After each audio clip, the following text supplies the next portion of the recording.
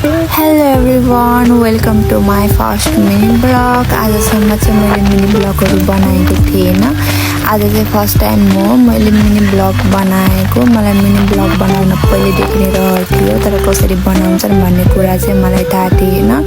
मैले mini blog बनाउनको लागि चाहिँ युट्युब र टिकटकको सहाराबाट चाहिँ क्लिपहरू बनाएर चाहिँ आज मिनी ब्लग बनाएँ। त्यसको लागि चाहिँ आज मैले फर्स्ट टाइम लौका र आलुको तरकारी बनाउन लागेको थिएँ।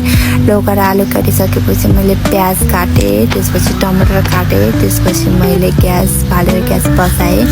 त्यसपछि मैले चामल लिएँ। चामललाई चाहिँ मैले दुईचोटिसम्म राम्रोसँग धोएँ। दुईचोटि राम्रोसँग धोइसकेपछि चाहिँ मैले चामलको पानीले मुख धोएँ, किनभने चामलको पानीले मुख धोयो भने चाहिँ फेस राम्रो हुन्छ भनेर भनेको सुनेको थिएँ। त्यसपछि मैले आटा लिएँ।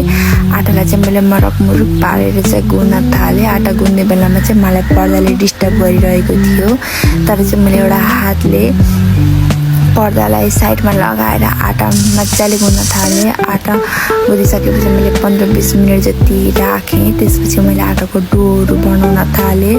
आटाको डोहरू बनाइसकेपछि मैले आटालाई रोटी बनाएँ। त्यसपछि मैले रोटीमा घिउ लगाएँ। सबै रोटी बनाएर रोटीमा घिउ लगाइसकेपछि मैले चाहिँ यो रोटी पनि राखेँ। आजको लागि यति। अरू